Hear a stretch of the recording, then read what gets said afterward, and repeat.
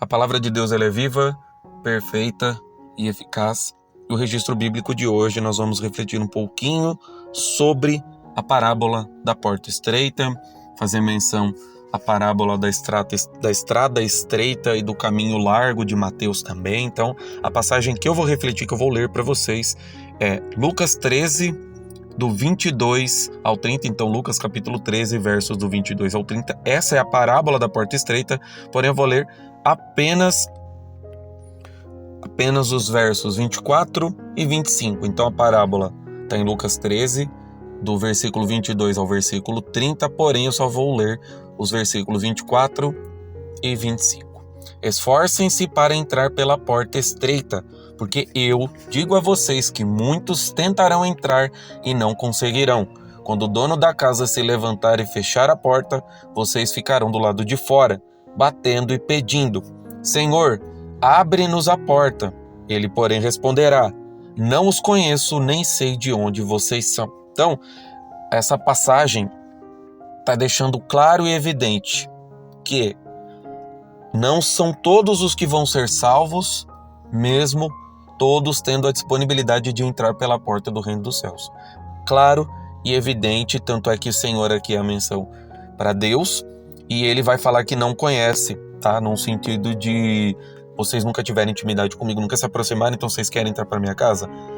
Analisando a questão do dilúvio, onde Noé pregou a respeito do dilúvio durante muito tempo, a arca serviu de testemunha que isso iria acontecer e muitos não levaram a fé e provavelmente, creio eu, conjecturando que quando o dilúvio veio, talvez em completo desespero, algumas pessoas sabendo do que Noé estava fazendo, acredito que foram até a porta da arca e também falaram da mesma forma.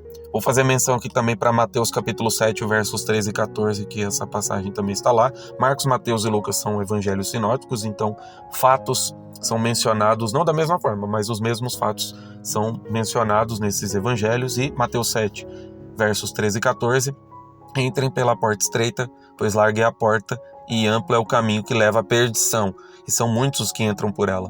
Mas a estreita é a porta e apertada é o caminho que leva à vida, e são poucos os que entram. Aqui Jesus, ele resume basicamente o que Lucas deixou um pouco mais ampliado lá na passagem dele. Então ele quer dizer o seguinte: muitos vão morrer, muitos, porque larga é a porta, largo é o caminho, e muitos vão entrar pela porta da perdição.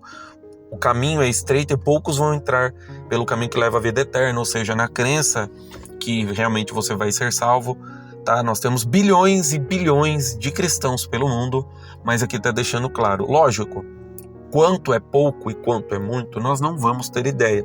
E outro, analisando a vinda de Cristo, da vinda de Cristo para cá são 2000 anos, e se for analisar toda a criação dá quase, talvez 5, 7, 8 mil anos, segundo o calendário judaico. Então, analisando quantidade aqui, não é o ponto. O ponto é, a porta, ela é larga da perdição, ou seja, muitas são as tentações diárias e constantes. E é difícil, e poucos vão querer seguir o caminho de Deus, ouvir a palavra de Cristo. Então, é isso que ele está querendo dizer aqui, tá bom? Reforçando isso em João 10, versículo 1, se você abrir lá, em verdade lhes digo que aquele que não entra no aprisco das ovelhas pela porta, mas sobe por outro lugar é ladrão e assaltante. Aquele que entra pela porta é o pastor das ovelhas. Ou seja, ele está deixando claro aqui que quem é a ovelha do bom pastor, no caso Cristo e Deus, é uma ovelha que faz o caminho certo. Quem não faz e não segue esse caminho é do mal, ladrão e assaltante. Quem rouba, quem furta, quem é pecador. Ah, mas todos nós somos pecadores. Sim, tem uma diferença entre todos nós sermos e todos nós nos esforçarmos diariamente orando a Deus para nos santificarmos. Cremos em Cristo, estamos salvos, mas a nossa obrigação como crentes em Deus, crentes na palavra de Cristo, é nos esforçarmos para termos atitudes que refletem justamente essa salvação, para que as pessoas entendam quem é Deus e o que Deus faz. A soberania de Deus, que nem no Salmo 139, que diz lá na soberania, tem vídeo no canal inclusive, falando da soberania de Deus, que você pode se esconder no mais profundo da sepultura ou no mais alto céu. Deus, ele sabe tudo. Ele é soberano em absolutamente tudo que ele faz. Então, se você não crer que Deus, ele é soberano, ouvir a palavra de Deus, entender um pouco do que Cristo fez aqui quando veio para a terra em forma de homem, como o Messias, o enviado, o escolhido, o Cristo de Deus, eu acho que a gente se perde aí, se torna realmente filho da perdição. Em João 14:1, ele fala, no capítulo 14, ele trata justamente essa questão do Espírito Santo, da crucificação dele, e ele fala a partir do 5, que quando Tomé pergunta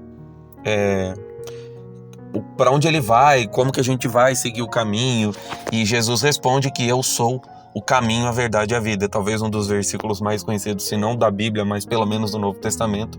E ele fala, eu sou o caminho, a verdade e a vida. Ninguém vem ao Pai a não ser por mim. Se vocês tivessem me conhecido, também teriam conhecido o meu Pai. Desde agora, no entanto, vocês o conhecem e o têm visto. Ou seja, ele está deixando claro que antes da vinda dele, eles conheciam a Deus, mas como se fosse de ouvir falar. Se vocês tivessem me conhecido, ou seja, visto o Cristo anteriormente, as várias mensagens que Deus foi deixando através da palavra dele, através dos profetas, da Páscoa no Êxodo. Então, assim, todas essas simbologias, as festas, a salvação dos judeus nas diásporas, no exílio persa, no exílio babilônico, enfim. Tudo isso são mensagens de Alfa e Ômega, que foi o que ele falou. Eu sou o caminho, a verdade e a vida. Então ele é o caminho, ou seja, por onde você vai trilhar, o caminho de verdade, ou seja, não tem para onde correr, é estreito, não tem atalho. E ele leva a vida eterna. Vamos dormir e não perecer, tá? Então, essa mensagem da parábola que ele falou, tanto Lucas como historiador, o doutor Lucas, como essa questão de João e em Mateus, fica claro e evidente que nós devemos ser obedientes à soberania de Deus e entender o plano messiânico escrito ao longo da Bíblia, Antigo Testamento, em Gênesis, com a desobediência, até porque desde Gênesis, a queda de Adão e Eva, para haver salvação tem de haver perdição. Ninguém será salvo se não está perdido. Ninguém pode ser encontrado se não está perdido. Então, criamos todos nós essa palavra, essa parábola, que é muito importante, principalmente nos dias de hoje, essa tentação constante, corriqueira, a banalização do pecado, 90%, 95%, não sei bem numerologia, porcentagem mas muitos fazendo errado, como a palavra diz, e poucos tentando fazer o certo, se esforçando, se perdendo pelo caminho. Então, como ovelhas, nós devemos seguir a ordem do bom pastor, porque o Senhor é o nosso pastor, ele nunca nos falta. Se nós clamarmos, nós seremos ouvidos, assim diz a palavra. Deus abençoe a todos.